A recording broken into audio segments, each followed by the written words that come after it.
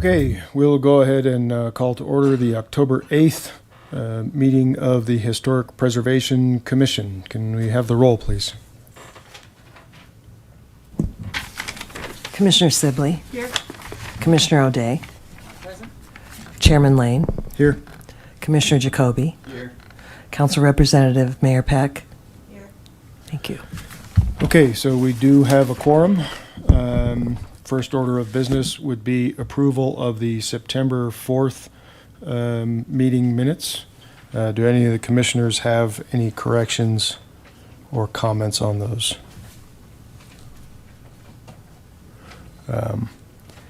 Seeing none, it is my understanding from previous clarifications that even though I was not present at that meeting, I am still capable of voting in approval of those minutes, which I would be inclined to do so.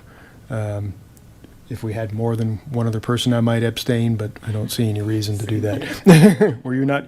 Oh, okay. I was. But, And I was. okay. So are we good with one commissioner who was actually present at the meeting approving the minutes? Sure.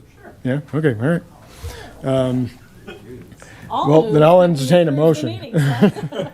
I'll move that we approve the minutes of the last meeting then. Hey Maria, the doors are locked. Okay. And I will second. Okay. We'll go ahead and run this, just vote, and then take a pause until our recording secretary gets back. Okay, well, actually, I'm going to wait, because she's going to need to record that down. So we'll just hold on for a second while we get this resolved.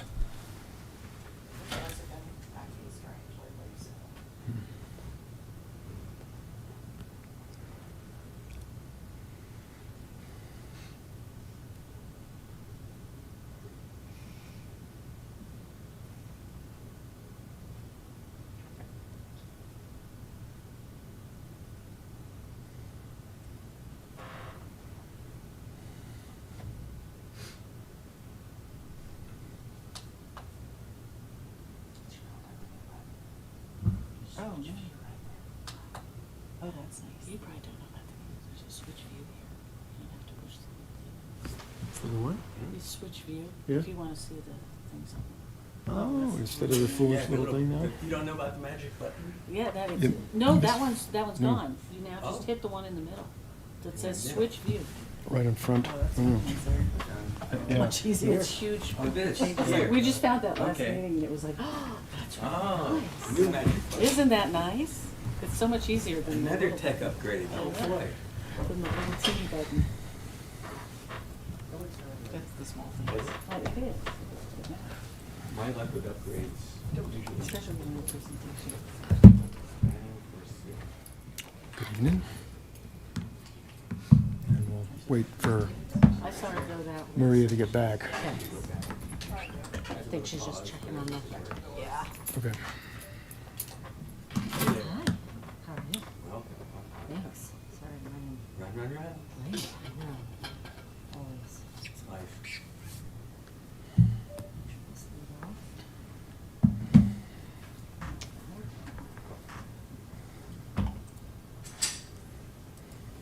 Should we call a roll again?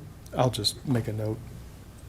Yeah. Well, she was here last meeting, so she Right. would be getting the minutes Well, too. We yeah. were saying I was the only person here who was here last meeting, so I thought the minutes were fine. Okay. Let the record show that Commissioner Norton has joined us. And we have a motion on the floor from Commissioner O'Day, seconded by Commissioner Sibley, to approve the September 4th meeting minutes. All those in favor, please say aye. Aye. Any opposed? None. So the minutes are approved. Report from the chair. I don't have anything. If our retired Commissioner Fenster, who might have shown up, I had a nice plaque to give him to commemorate his service, but hopefully we'll get to do that another time. So we can jump into communications from HBC staff. All right, it's a meaty one. So, first, I just want to report on the secretary or on the SHF grant, the October 1st round.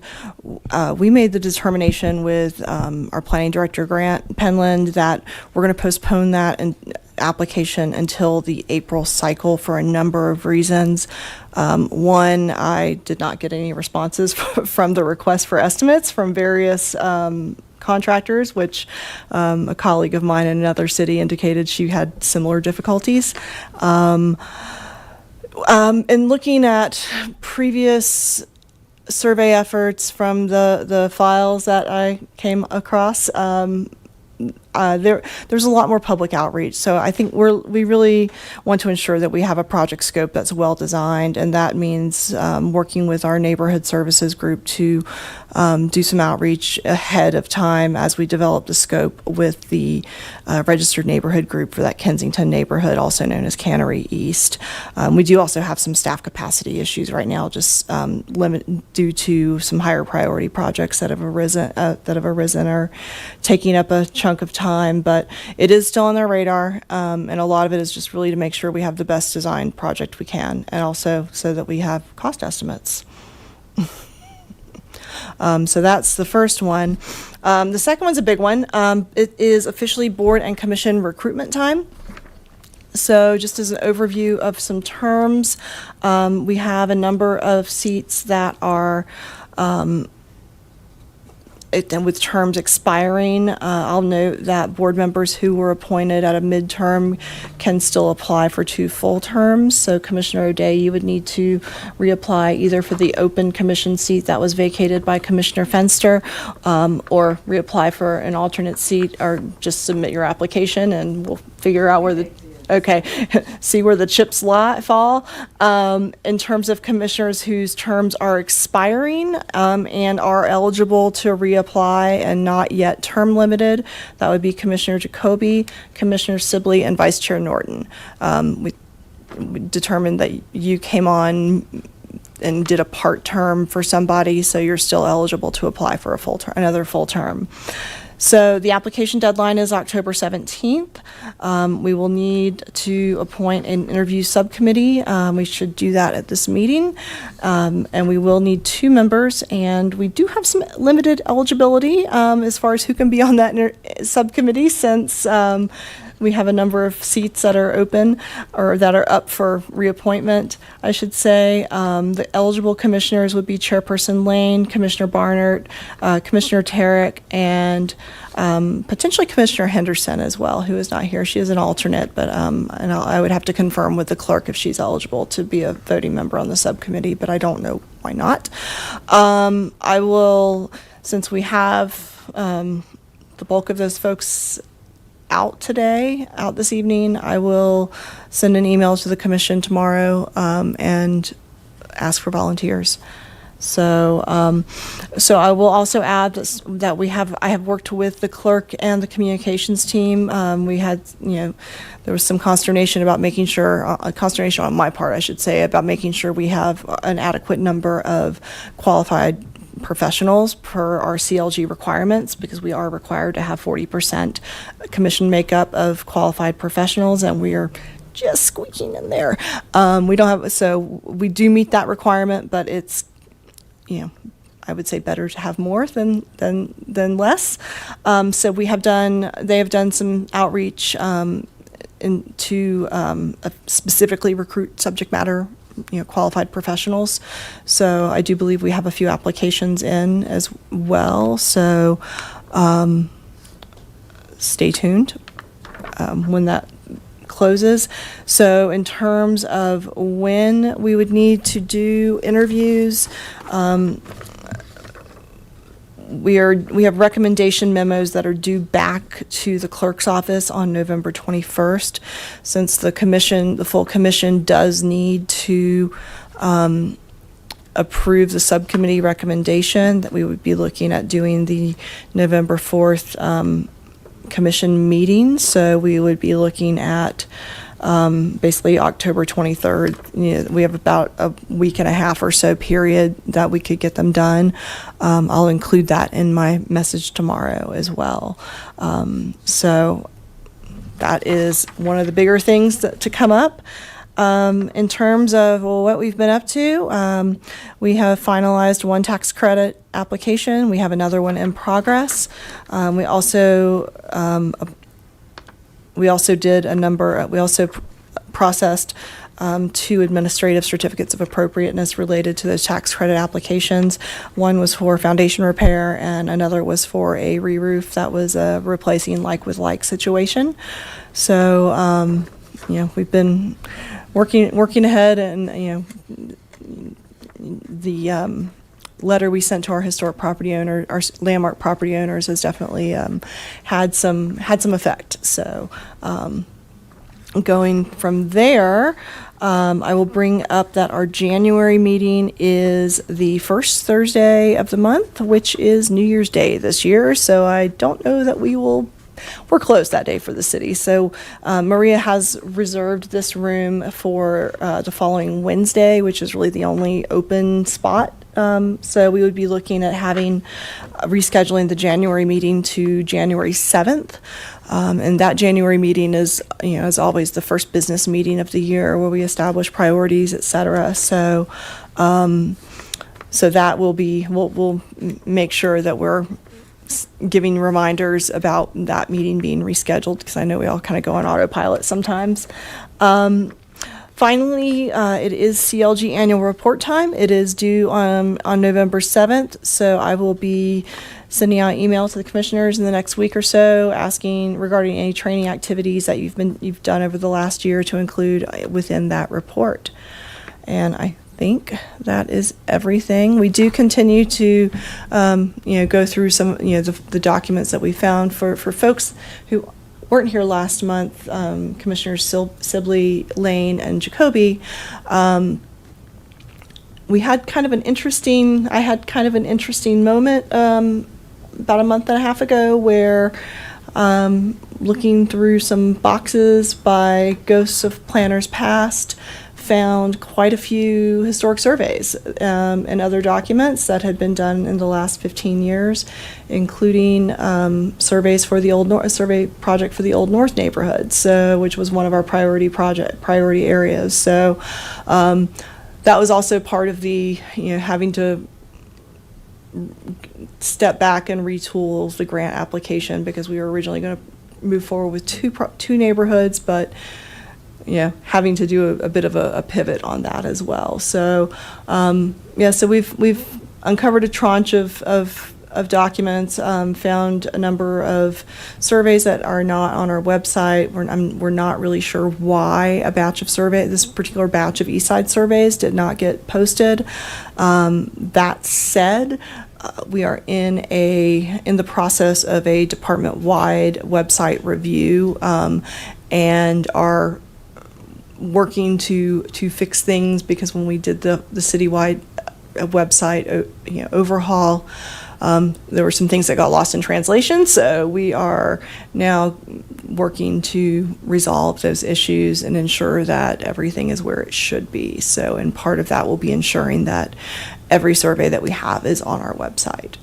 So, because there were some gaps. And then we also had a case where we had photos for some and not surveys, but we do have a pretty substantial batch of Eastside surveys from 2003. So we will have to do some file format conversion with our IT department, because they are in a very old Word format that doesn't allow us to do much. So so that's been keeping us busy for a while. So is going through that tranche of information and really just trying to get everything workable and such. So that is my staff report, and if anyone has questions, I will be happy to entertain them. Thank you. Yeah, Commissioner Jacoby. Okay, thank you. Yeah, I think you said that the next meeting for the Historic Preservation Commission is November 4th. It's actually the 6th. Oh, it is? believe. I misspoke then. And that's important for me. Okay. If I have to undergo interviews again, I will be leaving town on the 15th in 1 week, and I will be coming back on November 5th. So I am available for a week unfortunately, if we could arrange something with somebody to get a chat, I would be happy to do that. Okay. Sorry to make things more difficult, but That's okay. there you go. You're out of the country. It was 10:15 through 11. November 5th, yes. Okay. 11:05. Okay. I will consult with Maria and the clerk and see what we can come up with. Stay tuned. Anytime in that week, I'm happy. Okay, stay tuned. Thank you for that update. I appreciate that. Okay, I just had one quick question. On the April cycle, is that at April 1, or what's the? It's what's- April, yeah, it's April 1. It's April 10/1 and April 1. So this will give us time to shake down some contractor estimates for doing the work, as well as getting some, doing some outreach and really ensuring that we have a good survey design, a really good, project design. Mhm. Okay. Any other commissioner questions for staff? No? Okay. Thanks for that information. Okay, next we have public invited to be heard. So is there anybody in the audience that would like to speak on a topic other than something that we have on the agenda? Seeing none, we'll go ahead and close the public invited to be heard and move on to the public hearing section. 824 Kimbark Street demolition continued from last month's meeting. Ms. Apperson, you have another sort of refresh report? Yes, so I will recap this request since there are some commissioners here tonight who weren't at the last meeting, even though I'm sure you've all watched the recording and read the minutes and such. So this is a request for demolition of 824 Kimbark Street. This property right here. It was noticed properly for the first public hearing, and then when we do continuances, they aren't required to renotice. So in a nutshell, this is a request to demolish this house and replace it with a larger home and a detached garage with an accessory dwelling unit. This review is subject to section 2.56.18 of the Longmont Municipal Code regarding demolitions of potentially historic properties. In this case, this property is more than 50 years old and within the original town site, so it is subject to review by this commission. It is zoned mixed use downtown. The lot is approximately 10,000 square feet with a little more than 1,000 square foot house and a 280 square foot detached garage.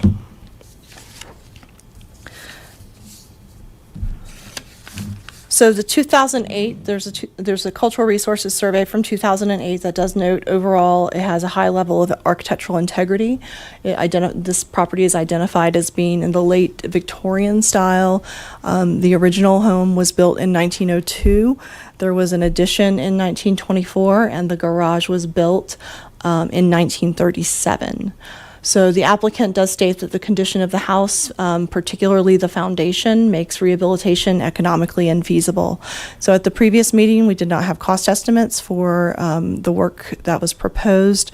We have since received cost estimates and descriptions of work from the applicant, and my staff report has been revised accordingly to reflect that information.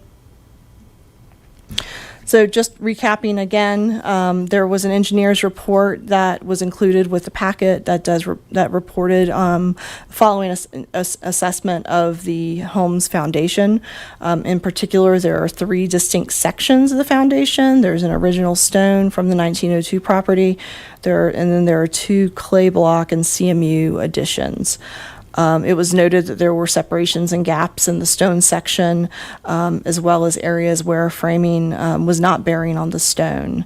It was further noted that these foundation sections had not been grouted or reinforced, and they were presumed to not bear on a footing, which it was also noted is consistent with the era in which they were built.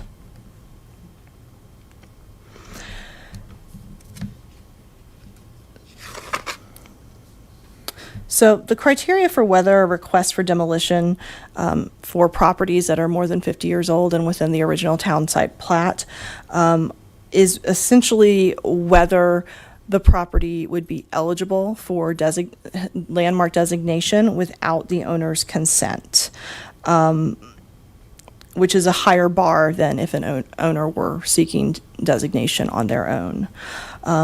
It was noted in the 2008 Cultural Resource Survey that the property would be eligible for local landmark status, or designation, I should say, with the owner's consent.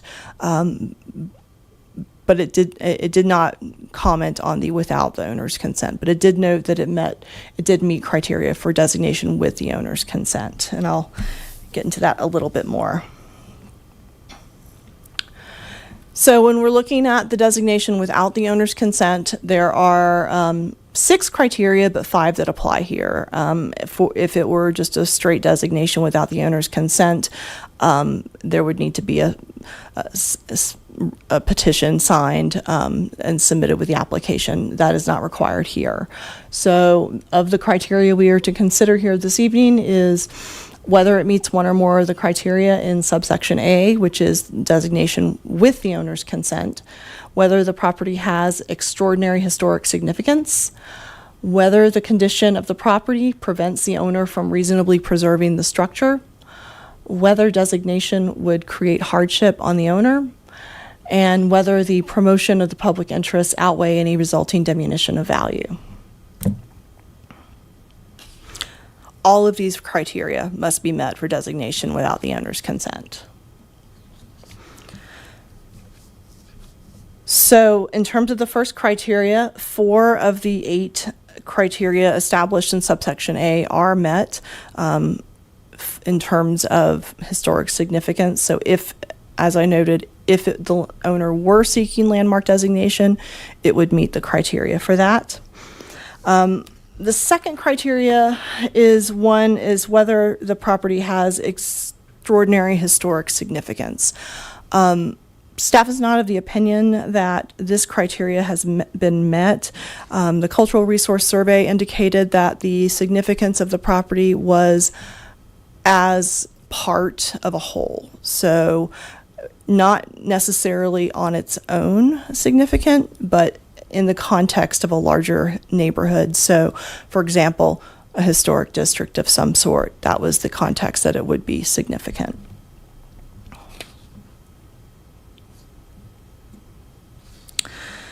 So moving on is the question of whether the condition prevents the owner from reasonably preserving the property. So the applicant did submit documentation that a comprehensive foundation repair would run around $250,000. That estimate was included in the packet, and it does include contingencies and such. And so just to put it in context, per the Boulder County Assessor records, this property was purchased by the applicant in December 2024 for $400,000. So that estimated repair cost of $250,000 is more than 60% of that purchase price. And that is one of the considerations as well of whether or not forcing designation would create hardship. So there is a significant, this would be a significant portion of what was paid for the property. So finally, it's whether the promotion of public interest outweigh any diminution of market value. So this is part of the original town plat. It does represent early history of Longmont, but it is not part of the National Register Historic District. And it's not part of any local historic district either. Demolition would facilitate construction of a new single-family home. It would facilitate construction of an accessory dwelling unit, which would be a net increase of 1 housing unit for the city of Longmont. The other thing to note that the repair costs, when combined with the purchase price of the property, do exceed the price of comparable properties in the historic Eastside area based on listings that are presently on sites such as Redfin and Zillow. So that is what I based that determination on. So the question for this commission is regarding whether it meets the criteria for designation without the owner's consent. Staff's recommendation is that the demolition request unfortunately be approved on the basis that it does not meet the threshold for landmark designation without the owner's consent. Specifically, and the criteria that it has extraordinary historic significance. That is the clearest criteria that it does not meet. And then there are other criteria that it would be subject to discussion as far as whether it is met or not. So with that, that is what I have. And the applicant is here as well to respond to the questions. Thank you, Monsieur Apperson. Do any commissioners have questions for staff? Okay. Commissioner Norton. I'm sorry. Yeah. I think I just jumped you in line, but. That's fine. I did. I hit the wrong button. Sorry. Yep. I would just like to note that at the last Historic Preservation Commission meeting in September, 2 members of the community did come forward with concerns about the demolition of this property, as it would affect kind of the continuing eating away of the historic East Side neighborhood. And if I may, I feel I forgot to add one thing regarding the cost estimate. I did have our senior plans examiner take a look at the cost estimate as essentially a reasonableness check to see if the numbers proposed were in line with the work being proposed. And the feedback I received is that the cost for the specific type of work being proposed was not out of line with what they had seen. So. Commissioner Jacoby. Yes, 2 things. First of all, could you clarify, did we not also have the ability to delay the demolition permit 90 days when we came up with the new guidelines? We're in that. We're in that. Yeah, that started at some point. That is basically what this is the commission is making that determination and recommendation on the demolition permit. So, but we have up to 90 days to do that, and that's from, I forget when the clock started on that. I believe, Jeremy, correct me if I'm wrong, that relates to the city council determination? Good evening, Commissioners. Long time no see. Jeremy Terrell, Assistant City Attorney. Commissioner Jacoby, the Commission can issue a stay of a permit for up to 45 days from when the 45. application was submitted. Okay. City Council has the discretion to do 90 days from this data submittal. Okay. So that was my one question. And the second, I did watch the full recording of the meeting, and between looking at that and the attachments for the meeting today, I have a bit to say. So I wrote it down to make it brief, hopefully. Please bear with me. There was an undertone of tension even at the last meeting, and I think I get it. As you make income as a realtor and a developer, Mr. Larkin. You invest in property, then you're told you can't build your 5-plex like the one next door. So times have changed, zoning requirements have changed. You decide to build a bigger home with ADU above the garage, and now you've got more headwinds.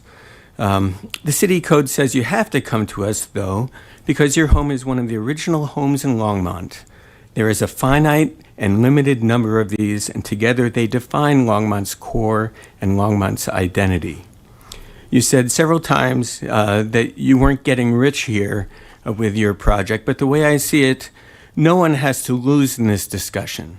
I do believe there can be a win-win situation for everybody, and please bear with me. First, I need to address a number of clarifications and misconceptions that we are dealing with here, and these involve the attachments that were given to us to review for the meeting today. I admit I'm out of my league here on technical aspects, so I consulted with a friend who is a contractor and a structural engineer who lives in Old Town, in a home that is the same age as this, in fact, who has repaired and remodeled more than a few houses on the historic East Side. They have done structural repairs for over 35 years with a civil engineering degree focused on structural engineering that they apply as a licensed contractor to renovations of homes throughout the town. They have done jobs for the city as well and are highly regarded. And I had the honor of them offering to review all of your attachments, and they made subsequent comments. And I'd like to go through some of those. Attachment 5 from Level Engineering notes the foundation's in poor condition and did not recommend it be repaired and reused for a new construction foundation, as it would not be in a level state. They did not comment, and presumably were not asked, about the feasibility of repairing the foundation for the current home as part of its renovations. These foundations throughout the east side have been dependably maintained their associated houses for over a century. And after that much time, understandably, they need maintenance and upkeep, but they remain viable. Attachment 6 is your statement stating the house structure is unsafe.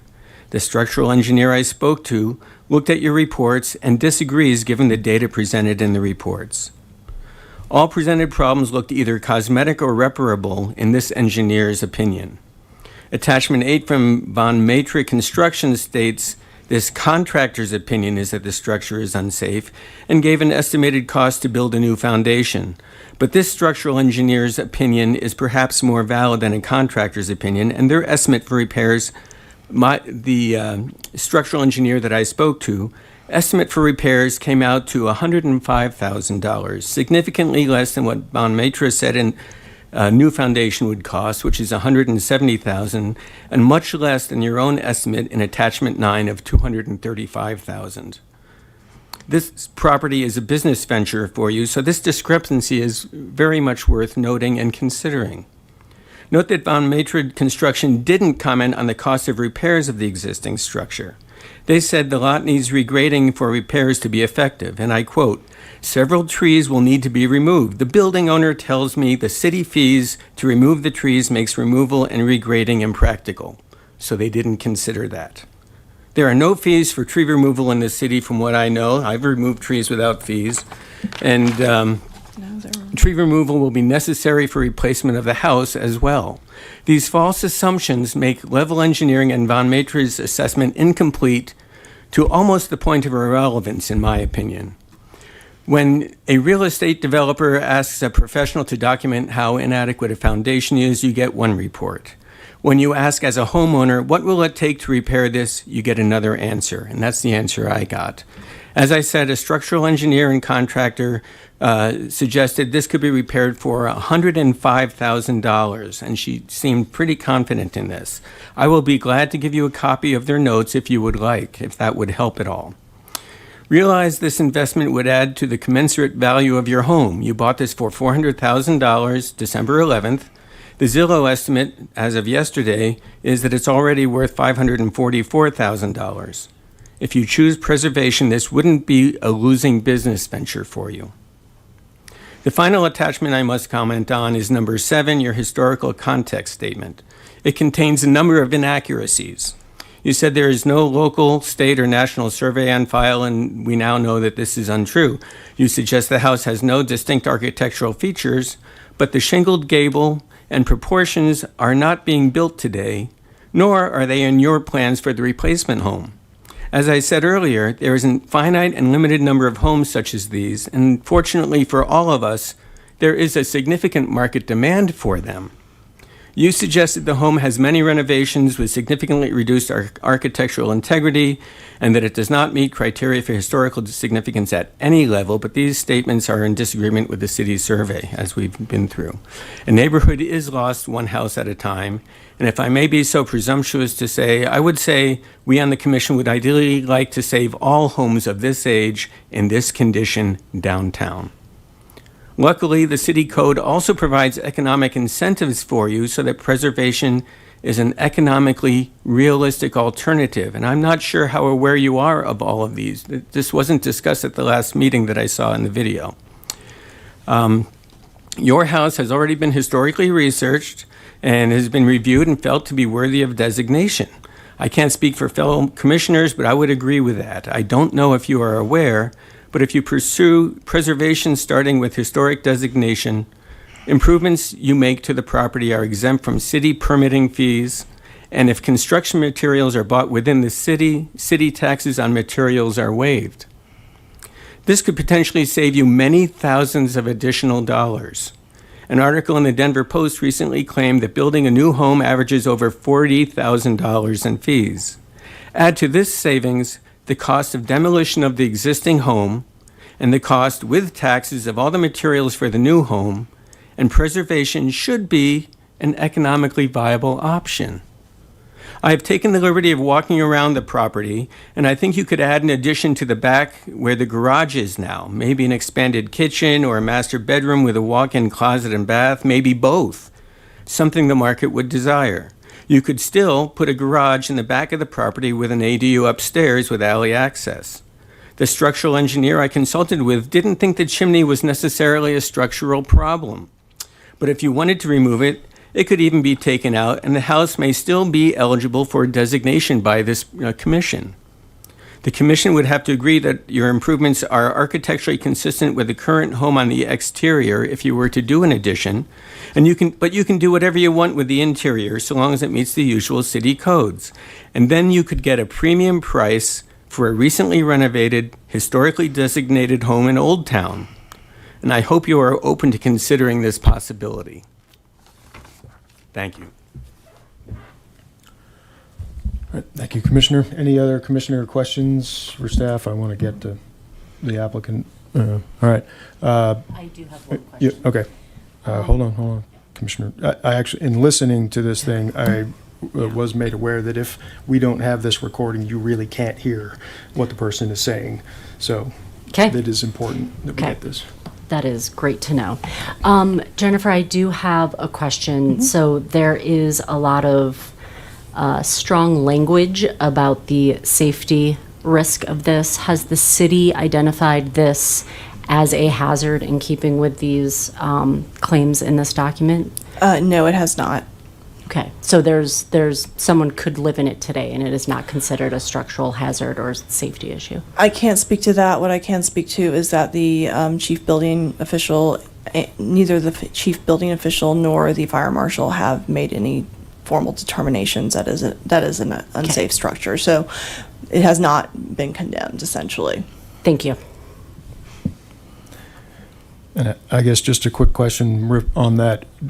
Does the city of Longmont have, do they adopt the property maintenance code? Is that one of the codes? It Yes, is. they do. Okay, all right. So that code would essentially authorize the fire marshal and building official to do such a thing. All right.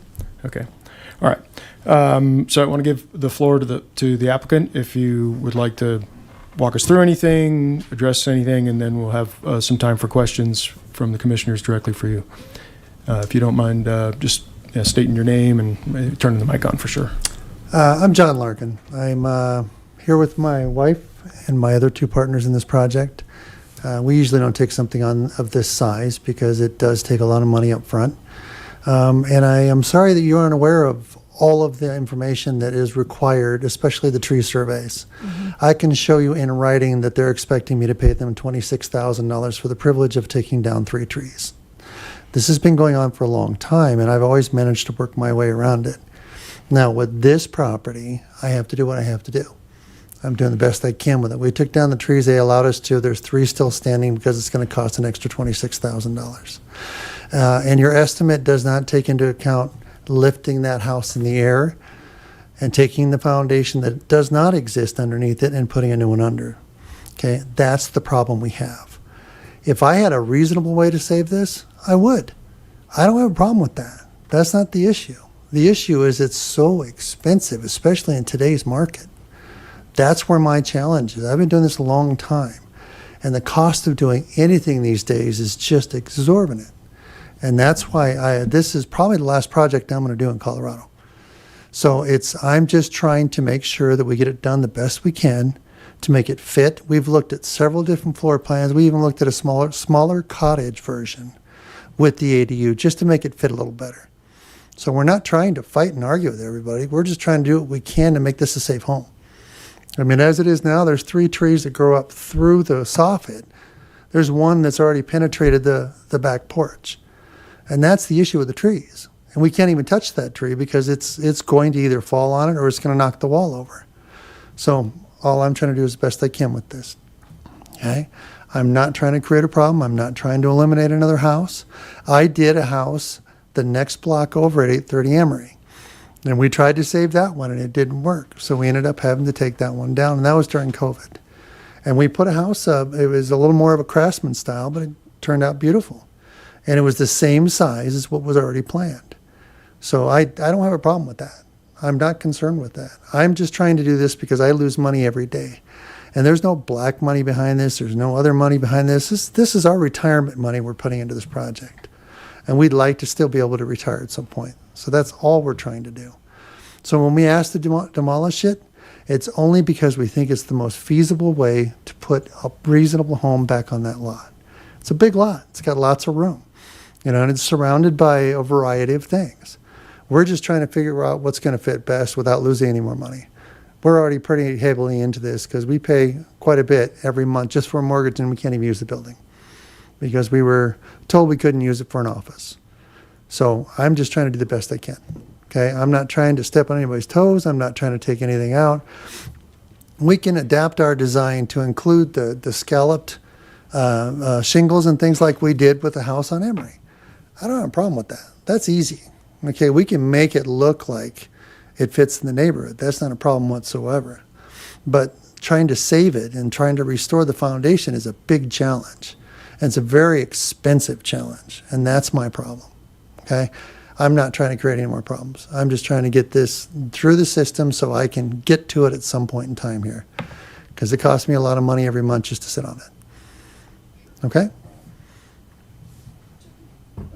Let's see. Any questions for the applicant? Yeah, Commissioner O'Day, where are you? There you are. Commissioner O'Day.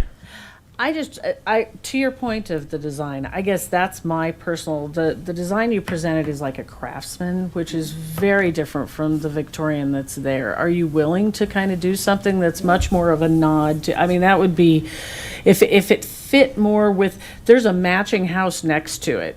So it will look very different and will change the look of that street. And it would be nice if it was at least a nod to that style and not a very different type of house.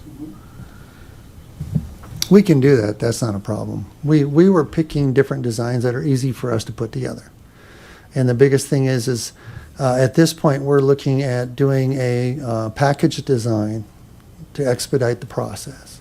Because if I go through an architect now, it's going to take another 6 months just to get it in for submittal. So we're trying to use an existing design package that works for that neighborhood, that we can put enough house there, and that's it. That's all we're trying to do. We're just trying to expedite it a little bit, but yeah, we have no problem at all making it fit or even look a little more appropriate for the area. Okay. Commissioner Jacoby. So, correct me if I'm wrong, but we can't waive the fee for tree removal if it's designated? The tree removal fee is the fee. There is Okay. a fee for tree removal, Okay. and if a tree is removed without going through the proper processes, then there is a fee assigned, and that was Okay. done here. So, the point you made, Mr. Larkin, was that, again, you talked about raising the house and totally replacing the foundation. The structural engineer I spoke to said that does not need to be done. They looked at the recommendation, they looked at the reports, and they have worked on several houses. They say you shim up the foundation where it's irregular, and you can brace it up, and it will be fine. It will be safe. She thought it was safe already, but thought that they could fix this so that this would be stable at a significantly lower price.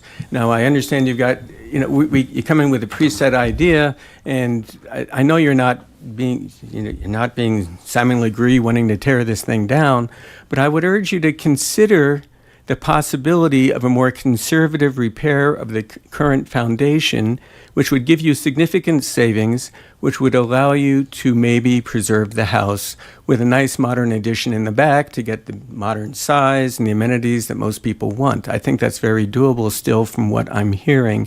And I don't know how much you've considered that, but certainly the foundation, it sounds like, from a very respected and knowledgeable structural engineer could be salvaged.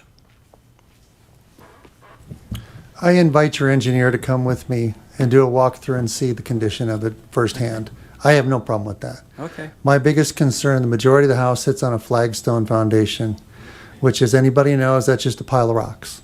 That's all it is. Right. And then the back section where they added the clay block, they also put CMU on the inside to try to keep it from falling in. Right. Okay, Yeah, it's she had responses to those concerns as well, and I'd be happy to give you her name, and I can. Sure. If you can give me your contact information, I'll be do glad to that. give it to her, and maybe we could work something out because Sure. it'd be a shame to miss an opportunity to save the house. It's I invite her to come look, and if she can give me Okay. better ideas, great. Let's talk about it. That sounds great. Thank you. Yeah, I mean, I had some similar kind of comments to Commissioner Jacoby. I know we had a similar project come in that wanted to take down the house, and they had a big lot. Their lot was big enough to even split, and so, but we asked them for an estimate as well. And their estimate for lifting the house and putting a new foundation in of a slightly larger, 1,200 square feet or whatever, was quite a bit less. I mean, their total estimate, I'm looking at this, is around $75,000-$80,000, which include 40 some to raise the house off the foundation. So, and then I guess when I looked at the detailed estimate, some of the information that you had in there in terms of civil and structural engineering and permitting and so on that tackles into that 250. I think if we're really trying to compare apples to apples, isn't quite fair to have in that, because you're going to have that fee regardless of what you're going to have a permit fee and a engineering fee and lot excavation and so on for your house, right? If you build a new house, those numbers are going to be in there. So I think the 250 is maybe, it feels like an overestimate specific to this this particular foundation problem. But I guess again, I had the same reaction. I went out there and I took a look and I thought, well, boy, if you could fix the foundation on that one piece, you've got 1,000 square feet that you got to build somehow. That 1,000 square feet of new house isn't free, right? That's $400 a square foot or something. I mean, it's going to cost almost as much as the house you have there to put that square footage back. If you could build, I mean, it seems like it would be a slam dunk to landmark. What's our percentage tax credit for 20%. 20%? So the one thing that Commissioner Jacoby didn't mention is that on top of some of these fee waivers, all that eligible work associated with the renovation could get you tax credits of 20% of the value of the work. So there's a scenario in which the foundation gets fixed one way or the other, whether it's a brand new one or not, and you put an addition on that sort of matches the style, and then you go maybe the garage in the back gets taken down, and that little addition off the back, that little shed thing off the back gets taken down, and you put a brand new garage with an ADU in the back, and you end up with the same square footage, same program, and again, potentially more value in a historic home. I think that's very possible. And so whether we can demand that you do that or not, I'm not sure, but I'd sure love to encourage you to do that, or at least really, really, really think about it and lay that out, because I think there's a opportunity for you, and I think that if that were successful, it would be a better scenario for the city. So that's more of a statement of encouragement. I appreciate that. Our biggest thing is time is money. And the longer we drag this out, the more difficult it is for us. because it becomes, to be able to finance that and everything else becomes even more difficult, because there's only so much we can do. And if there were reasonable support or extra help or financial support or ways to get around some of these fees, I will look at it. I don't have a problem with that. My biggest issue is how much it's going to cost to even do this, to do anything to this. That's where my issue is right now. Sure. And I can understand that. For us, we talk about time, but we also talk about, these things have been here for 100 years, right? And so there's some value in just, that's what this is what this board is. It's a historic preservation board, right? This is where our focus is going to be. But I think if you're willing to do that, if you're willing to say, hey, there's a way to save this, then I think you have the support of this commission behind you to do whatever we can to push for, for landmark, for tax credits. And if we have to go stand in front of the city council and say, waive the dang tree fees, I'd do it. Well, good luck with that one. I've tried. We can't get that one waived. But you hear me. I mean, there would be a lot of support behind you on that front. What resources are there? That's my question. What resources? I'm not used to having any other resources other than what I can generate. If there's something else out there, I need to know about it. If there's some way we can deal with it, I need to know about it. Yeah. Okay, we want to figure out the best way to move forward as quickly as possible so we can get this thing done. So the primary and biggest bang for the buck financial incentives would be tax credits. There's a state tax credit as well as a federal tax credit. The federal tax credit is only for income producing properties. So rentals, commercial properties, etc. The state tax credit, I would have to talk to our CLG coordinator at the state, because this is a bit of a different animal as far as whether this is a residential or whether this is a commercial credit. So so that is one question, but typically for residential at the state level, it's a 20% credit. We do offer rebates per our code. Let's see. So there's a rebate of 100% on the first $1,000 of aggregate fees, 75% of the fees above $1,000. Fees shall be rebated upon issuance of certificate of occupancy, etc. So there are, let's see, the eligible costs to be eligible for the rebate, a minimum of 30% of the total cost of the project would be exterior walls, windows, or other exterior features of the structure, unless the commission designates a lesser amount consistent with their findings under the certificate of appropriateness. So a lot of and as far as the tax credits, those are after the fact incentives. Okay, I'm not sure how much that would help. I guess I have to talk with my partners. I have to discuss with my partners. We've already consulted with our lawyers. We already are working. They want us to see what happens today, and then we'll have more discussions about how to deal with it. And I've talked extensively with the building department. I know them very well. They know me very well. Mm-hmm. And I've also talked with Harold multiple times. And at this point, he's just kind of waiting to see what's going to happen. But all we're trying to do is the best we can for that property and for ourselves, so we can be done with it, and it'll be another property that works well in this area. Sure.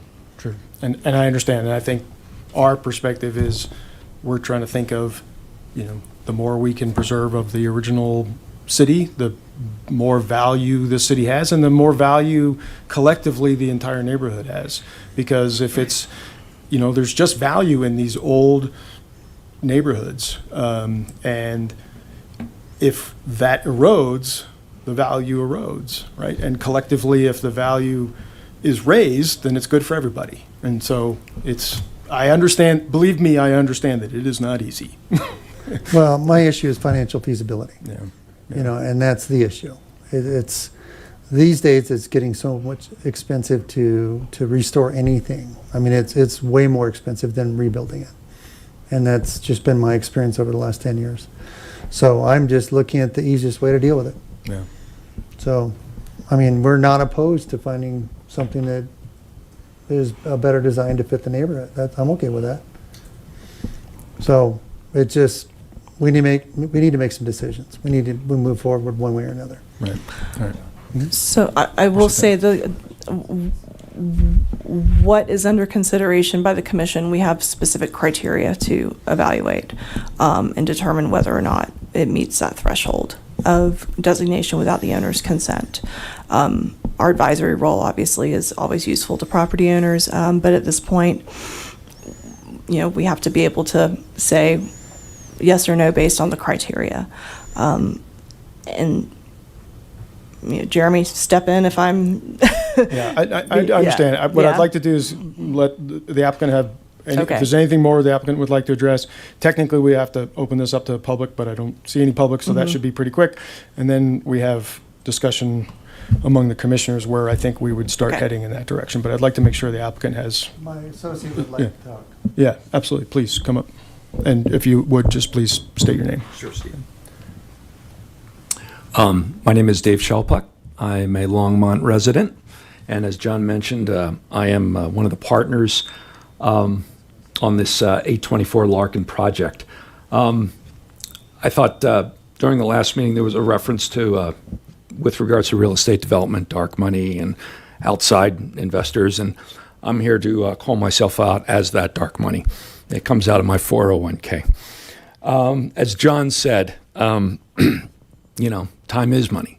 And the fact that we bought the property in December, it's $4,000 a month carrying costs on this, which is, when it's coming out of your 401k, you can sense if you sense some urgency, last meeting, that's where it was coming from. But what I wanted to discuss here is this notion of weighing good priorities against other priorities. And I think the preservation of historical structures, I'm in complete alignment with you, Steve. I lived in Bonnie Bray in Denver and was in a number of neighborhoods where those structures were preserved, and I think the city was better for it.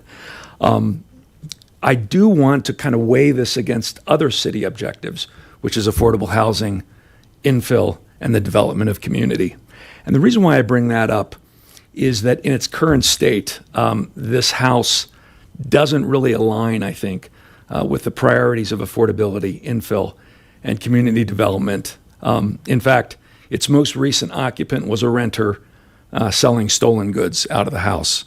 And we found that out when a Longmont officer came by when John and I were working, and he had asked, do we know the whereabouts of the previous owner? And we did not. In its current state, I would question whether the objectives of affordability and infill and community development could be satisfied. Could we make this structure more of a family type house? It's a single bathroom. It's what we're proposing. I think John made a reference to it. We would like to keep that what I would say the street view very, very similar. By adding a second story, it could lend itself to a family type home as opposed to a rental home. The addition of an ADU could make it an investment opportunity for a multi-generational situation. I think with regards to Mr. Jacoby, you had brought up this estimate that you had come across. I think it's significant that in response to the last meeting, we contacted 6 structural engineers to pull together foundation engineers to kind of get an average. I think it's significant that 5 of them they did not want to bid it. They were not interested. And the one that we got was the one that you had seen. The fact that the other 5 were not in this time, that they were not interested in doing a project like this or providing an estimate, I think is significant. I think as John's financial partner, I do want to look at all options. And Rick, I do appreciate this foundational cost estimate that you have identified. We have not looked at the financial incentives with regards to a historic preservation. And I think it's prudent upon us to look at all options. Again, what I have to continue to look at with John is this idea of month over month over month, $4,000 every single month coming out of the 401 before we can move forward. So I do want to thank each and every one of you for your time and commitment to our city. I've worked with historic preservation committees before in Denver, and your time is, I very much appreciate your time and your commitment to our city. So I appreciate your input. We will look at that as an option. We will continue to keep the pedal to the metal because time is money. And I do thank you for your commitment and time. Thank you.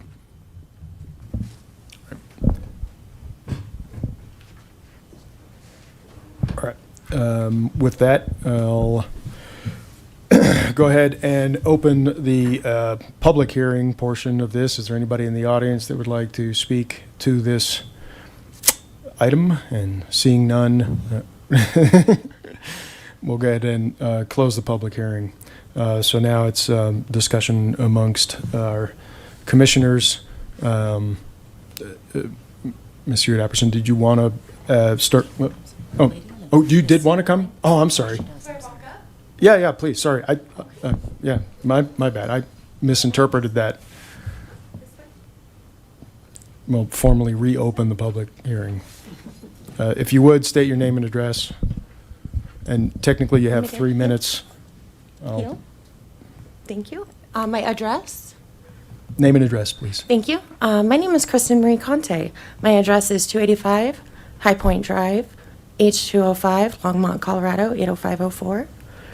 I am here today because I'm interested in this commission, and I am overhearing the proceedings, and I have an overwhelming urge to speak about the importance of historical preservation, especially in the community.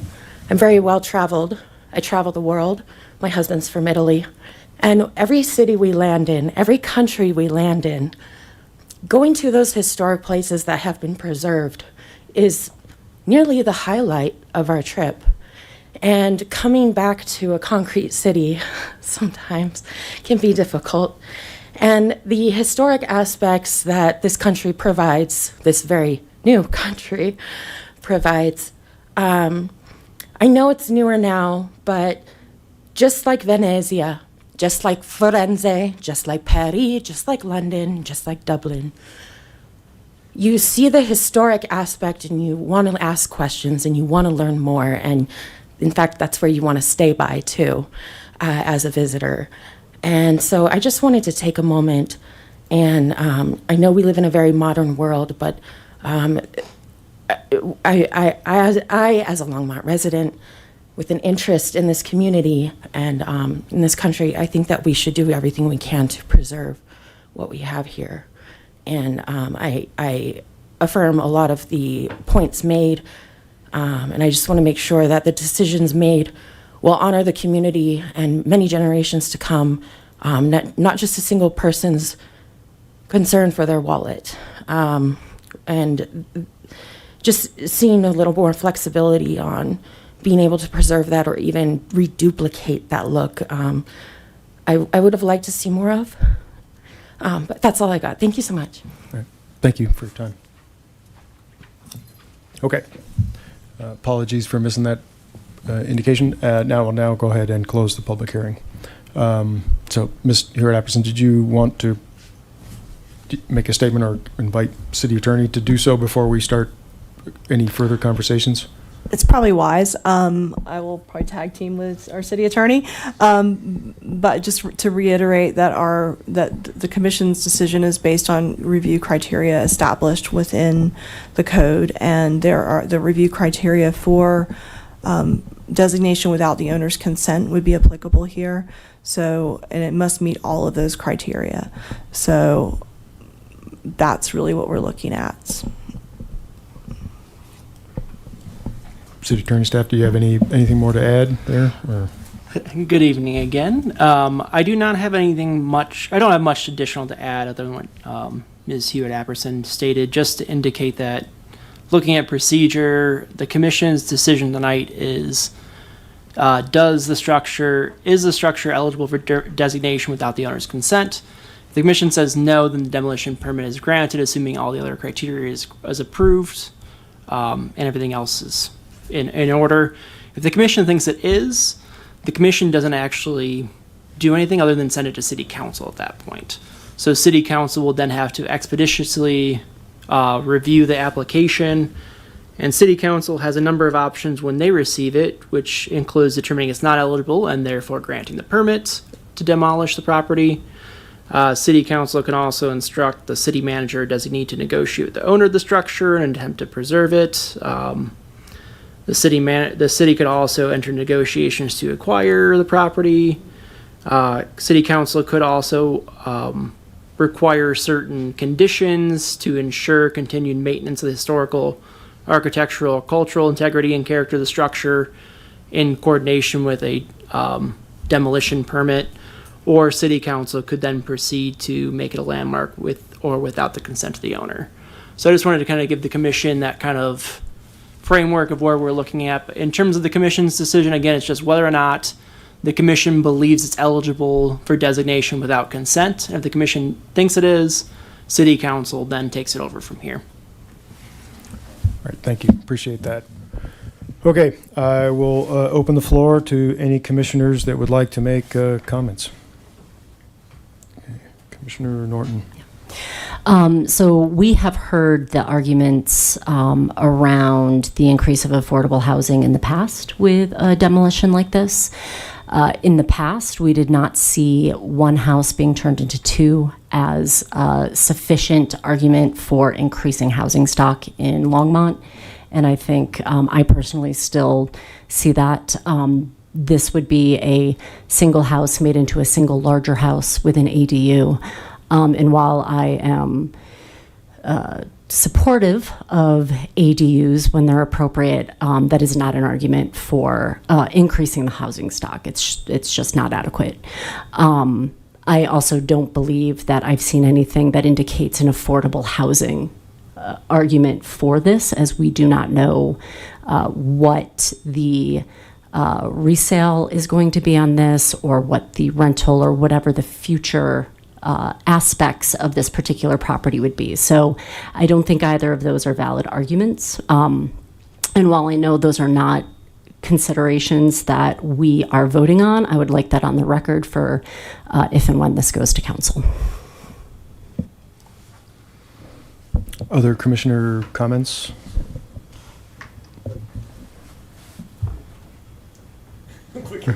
Sorry. Well, I can't tell if you're... Owen's got plenty of comments. I said a lot. Right.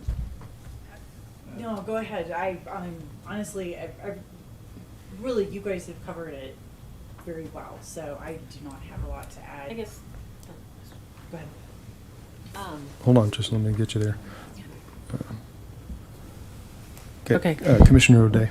Being fairly new to this commission and not understanding procedure here, I guess I would like a little more clarification on this.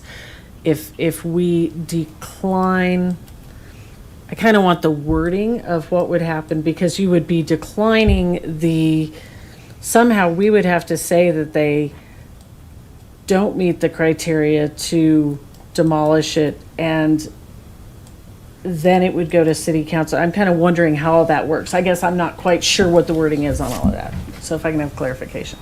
Sure. So Commissioner O'Day, the council or the commission's decision tonight would be a motion that, let me step back. So if the commission wants city council to consider whether or not this property is eligible for designation without owner's consent, the commission would pass a motion saying that the property may be eligible for designation without the owner's consent, and we ask city council to consider it. So if the commission tonight wants to send it to city council, that's the way of doing it. If the commission doesn't say that, then the historic review of the property is waived as it concerns demolition. So assuming the applicant meets all the other criteria for demolition, so if they paid the permit fee, they satisfy their tree fee if that's applicable, if they have the asbestos determinations or the demo permit from the state. Assuming all that's met, then the historic preservation piece is done and the property can be demolished. If they don't have all those other criteria, they still can't be demolished, but the historic preservation piece is still done. Does that answer the question somewhat? I think so. I guess, does anyone else have that question, or does that make sense to anybody? Because your recommendation was that basically it did not meet the criteria, in which case, is that even an option? I guess that's my question. Yeah, I think if the motion, if there's a motion that passes that the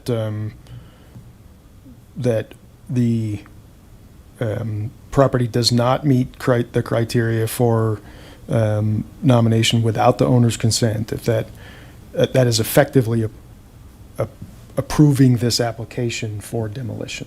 Yeah. So that, Or in the alternative. So if there's not a affirmative vote that it meets the criteria for designation without the owner's consent, I would say that the permit's also granted at that point. and So then- if you're deadlocked, they get the permit. Okay. So we really do have the three choices that are in, it's page 22, I think, 20, is that right? 20, what is it, 24, sorry. Page 24 of the packet outlines the options, right? So we're either going to essentially approve the demolition permit. We're going to state that the house does not meet the requirements for, you could say the house doesn't meet requirements for nomination without the owner's consent. That effectively approves the demolition permit. We could say, we think it does meet that criteria, and we do not approve the demolition request, and then it's forwarded to council. And the third action, as noted in the report, is to defer action again, in which case, the one thing I could consider here is that, the applicant has now been made aware of the financial potential for preservation, and this, if it's deferred, then they got to come back again, which I'm sure is super fun. But at the same time, it doesn't allow a condition where, and not suggesting they would do this, but that someone would just say, forget it, I don't want to bother going through those steps. I have my demo permit, that's the easiest way, and I'm just going to go there. So those are really the three things. We say, hey, would you come back next month and tell us about whether did you consider this, and did you run some numbers, and can we, are you able to, or I guess sorry, I'm just talking and thinking out loud, which is not perfect. Let's say we defer it, and we say, the idea behind deferring it is, please go back and look to the applicant to run these numbers and tell us if you can make it work. If they decide they can make it work, then we're just done. They're not coming back here, correct? Because there's no longer a demolition permit request on the table. Correct. So, and one other thing to note is I don't know that we are able to defer the item again, based on timing in the ordinance. All right, so that action is not really an option. Yeah, so I do apologize. I should have eliminated that from the options. So Okay. basically tonight we're thumbs up, thumbs down. Okay. So, given that, I think we're either saying it's fine, and we're going to hope that the applicant decides that the numbers work and they don't need the demolition permit, or we kick it to council. That's really basically the two options that this commission has. Okay, Commissioner Jacoby. Okay. So I think it's pretty clear we just don't meet the criteria, but we can vote on it, and we will. I don't think we meet the criteria, but I do think if the applicant is genuinely interested in pursuing the alternative course and seeing what savings can be made with rehabilitation of the house. My question is, what can we do as a commission to help with that process? Because obviously that's what we all want. I can certainly get the name of the structural engineer for you. Again, we outlined some of the savings. I don't know if we can crunch some of those numbers down to what a theoretic would be for the cost of the house. Yes, we can. I certainly would go to City Council and ask for a waiver on tree fees if that $26,000 makes or breaks the deal. I think a number of us would, and I think City Council would listen to us, considering the outcome that we would expect, which would be preserving some of our downtown core identity. Is there anything else that anyone can think we could do to help the applicant take an alternative course? Because I think the vote is a foregone conclusion, frankly. But what could we do in place of that?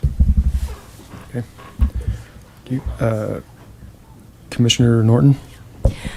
So I actually respectfully disagree with staff regarding the historic significance of this property. I think on its own, it is eligible for the National Register of Historic Places, does not necessarily rise to significance, but this, as we discussed, I believe, in the last meeting, this entire block of Kimbark should have been included and is being thought to be included within the Historic East Side district. And if you remove this property, if there's a demolition of this particular property, it not only affects the inclusion of this piece, but of the neighbor pieces on the remainder of this block. And so I think that is a significant public benefit that we must consider, because it will create more issues with being able to increase that district. So I actually recommend that it does meet the criteria, and that we should vote for number 2 to not approve the demolition request and refer the property for process for designation without the landowner's consent. Hey, any other commissioner comments? Commissioner O'Day? So would that satisfy the criteria to make that vote, I guess is my question.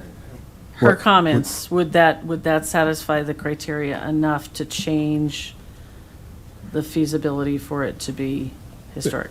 Just so I'm clear, are you asking, were this property in the East Side Historic District, if that boundary was such that this property was included, would the evaluation, would that change anything relative to this property?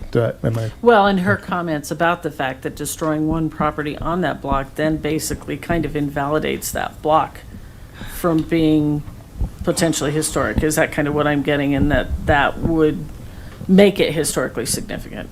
Is that, I don't know if I'm stating that correctly at all. So this is another case of Jeremy jump in if I'm speaking out of turn.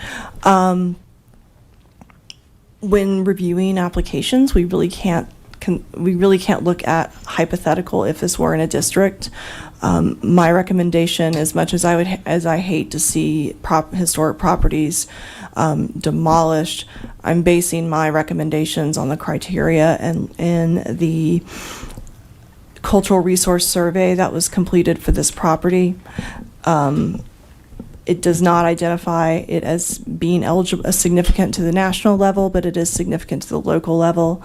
And further, the statement of significance is that it's significant for its association with the overall neighborhood. So the question is whether that meets the standard of extraordinary historic significance, which, based on what's in the cultural survey, I don't know that it does. That is staff's interpretation.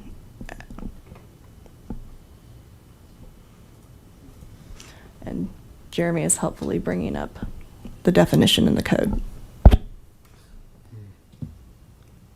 which apparently did not want to work. No.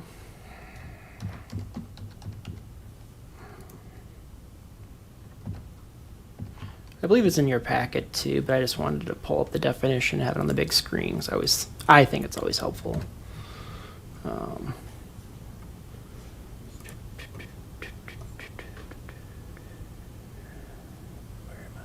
What are you looking for? 180? No. Where is it? Where's the criteria for Go up. designation? Yeah. There it is.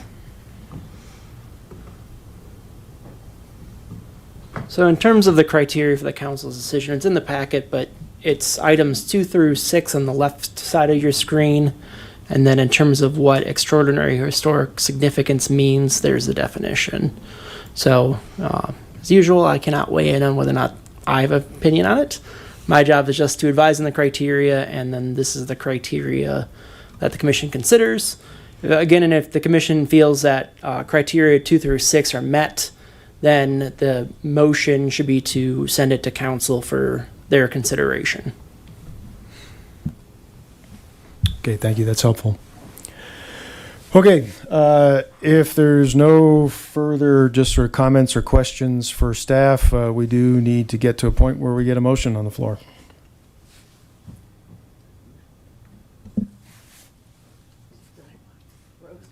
Sorry. Sorry, Commissioner Silby. I've got too many things open currently. Because I wasn't here, could we just review those different criteria? Because like I'm looking at this sheet and it's talking about promotion of public interest and all of that and kind of how that relates to what we were just discussing. And so I'm not seeing it somewhere in the packet. There was that list of all of them. Not this one. Staff report, thank you. That's what I am looking for. And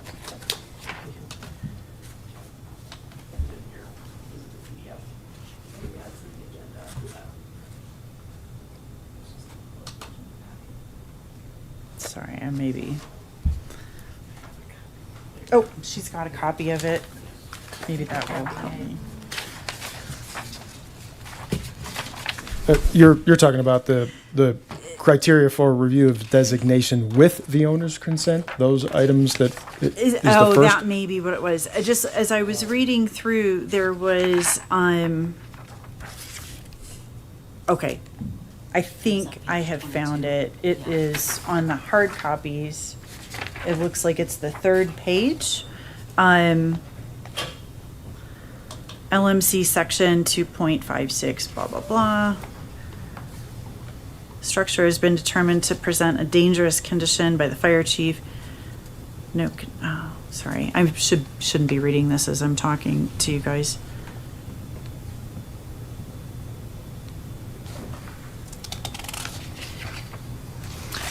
I just wanted to review those. It looked like there were four, like we needed 4 different criteria. Yeah, I mean, I'm getting a little think, confused. I'm sorry. Yeah, hopefully this will help. Actually, I was hoping you had that the code section back up again. Sorry. I mean, effectively, if it's not a yeah, I'll wait till you get this.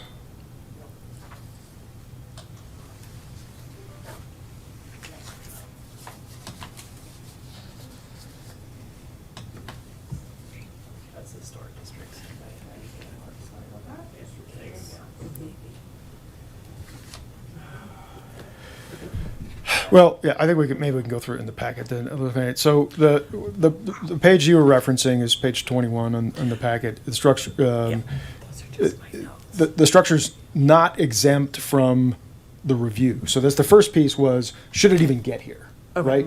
Okay. And so that's already taken care of because we're here. Because we're here. Right. Okay, fair. So Yes. we don't need to go through that because Yes. we're here Yes. talking about it. Okay. And then the second part is review for designation of a landmark with the owner's consent. So if they came in here and said, hey, we want it to be a landmark, Right. would we say yes, right? And I think that's a set of criteria in the packet that spills over into the next page about this, that's the significance of the building and who is associated with it and whether Yeah. it's important in the neighborhood. And there's 4 of those criteria that it meets, right? So Okay. if they were coming in and saying, we want this to be a landmark, we would say, well, it meets 4 criteria. So Yes. that looks Okay. pretty good. So I think that fairly clearly notes that it's eligible. If they came in and said, we want it to be a landmark, we'd Okay. probably say, yeah, absolutely. Right. So now the last threshold is, they don't want it to be a landmark, but we do. Right. That's Okay. that's really where the rubber hits the road and becomes problematic. So now it has to meet all these other criteria. One of which is that it creates a hardship, and I think the applicant has demonstrated that it's expensive, but maybe there's some question about where that line is. Yes. So, from my personal opinion, I don't know that I would hang my hat on the hardship creation. I don't know that it's not possible to preserve, right? That's another criteria. It says, does a PE come in and say, it's in a condition that prevents it from being preserved? It's not true. It just costs money, but it's not impossible. Right. Right. And does it promote the public interest? Does that outweigh what other financial arguments?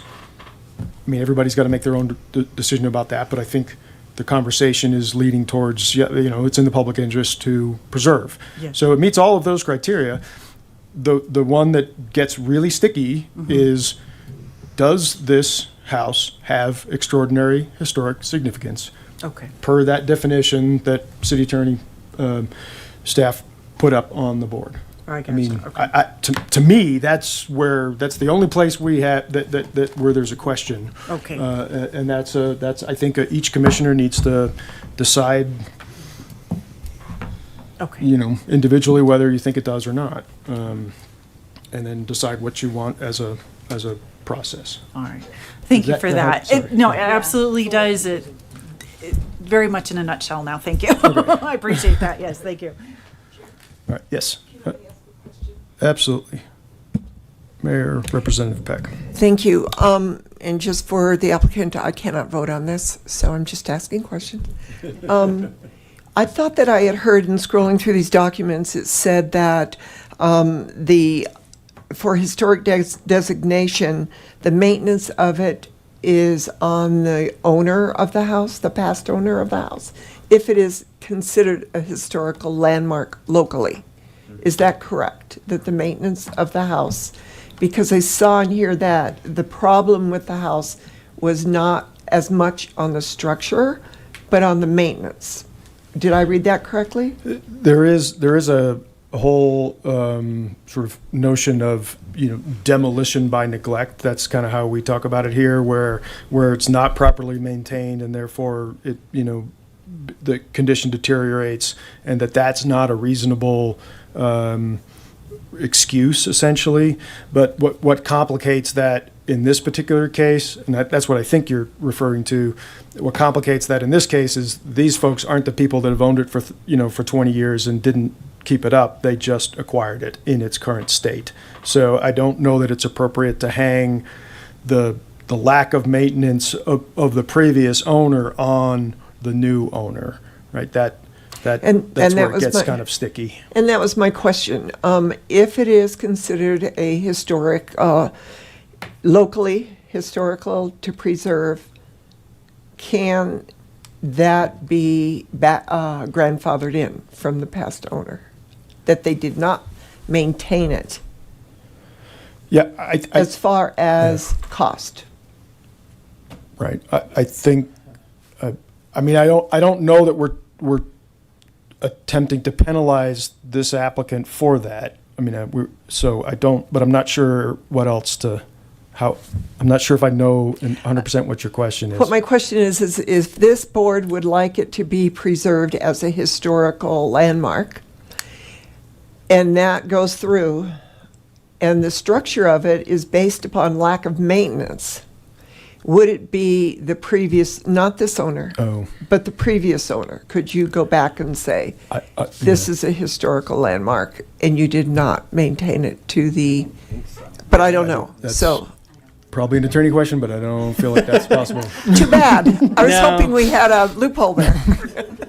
No, as excellent question, Mayor Peck. We don't have that authority in this provision of the code.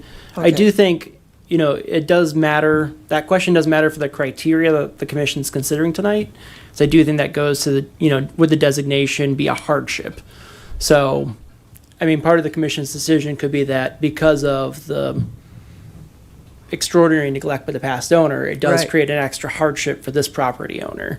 So that could be one of the criteria that the commission might want to consider, or it might be related to their criteria, but we can't penalize the past owner at this point. Oh, too bad.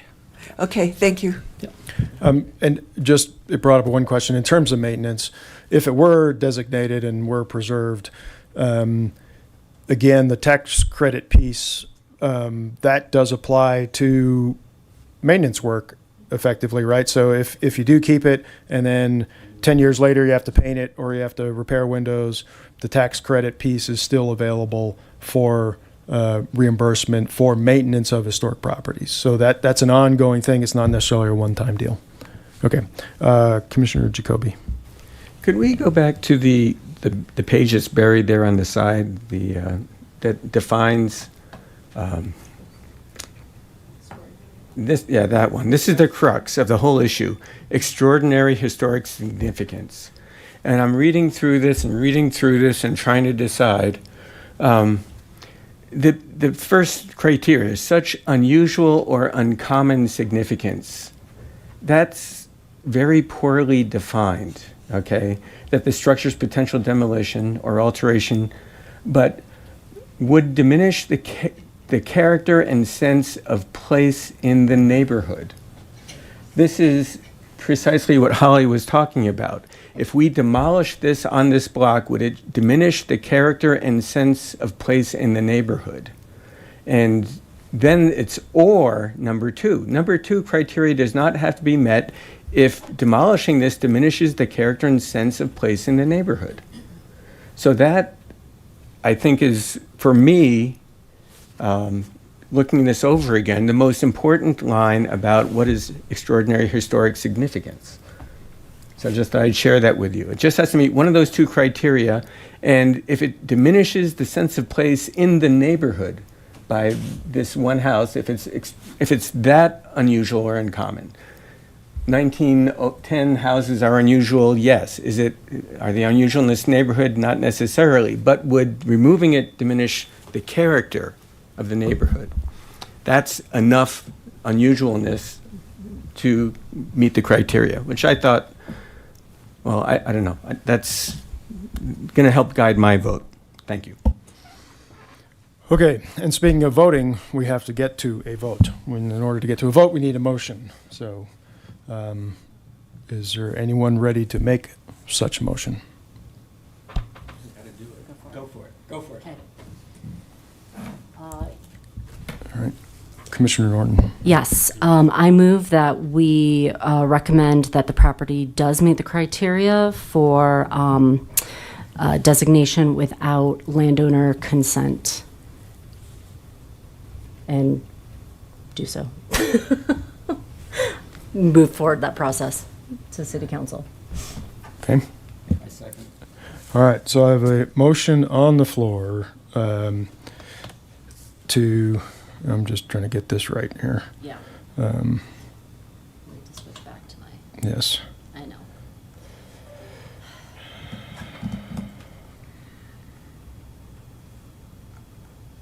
Thank you. All right, I just wrote the page. So the motion on the floor is not to approve the demolition request and refer the property to the process for designation as a landmark without the owner's consent to council. Okay, that motion was made by Commissioner Norton and seconded by Commissioner Jacoby. Is there any further discussion on the motion? No? All right. Then all those in favor of the motion, please say aye. Aye. Any of those opposed? No. So that motion does carry unanimously. I would only comment that I think our hope is that in the meantime, hopefully there's some additional consideration for the possibility of making this preservation. So I appreciate your time. I hope you understand that we took a long time here to make this deliberation because we really do care, and we do honestly appreciate the time you spent coming here.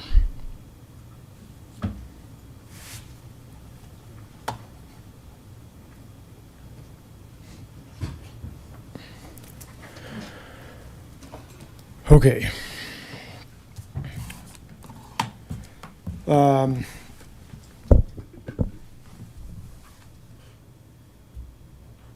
Okay, that was a long one. All right, on to new business, which we've mostly covered already. The Commissioner Interview Subcommittee. Is there anything more we need to discuss on this, or do you have it handled? Commissioner Review Subcommittee, I will be sending out an email in the next day or two seeking volunteers who are eligible, which is you and a couple other commissioners. Yeah, somehow I feel like I'm going to be on this.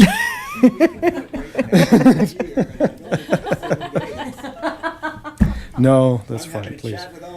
No, we'll make another time. I'm feeling a little worked. Okay. Okay, then prior business. It's listed here, but we don't have anything.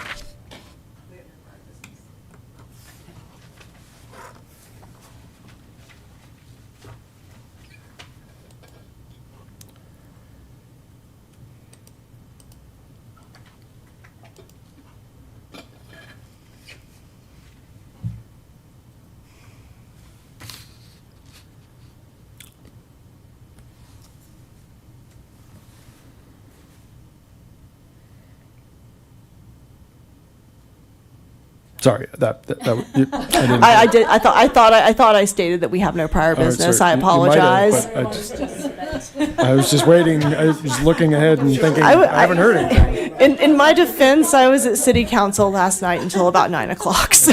It's been a long couple weeks for me too, so I might have just gone into shutdown mode, sleep mode for a second. Okay. All right, then now we are just to comments from HPC commissioners. Does anybody like to make any kind of a statement or about anything in particular? No? Seeing none? All right. I'll open the floor to our City Council rep, Mayor Peck. I don't really have much. I just want to say. Would you just hit the mics just so we can get it on the... Thank you. I just want to say I respect the amount of discussion and diligence that this board has put into this decision. And are you really sending it to council? Sorry. Yeah. You don't have anything else to do. Oh my gosh. I feel my heart goes out to them is the problem. But, okay. And thanks, staff, very much. It's been very interesting. Okay. With that, we are at a point where I'm looking for one more motion. Move to adjourn. Okay. Second. All right. Motioned by Commissioner Jacoby and seconded by Commissioner Norton. All those in favor, please say aye. Aye. All right. We are adjourned. Thank you all for your time and your attention.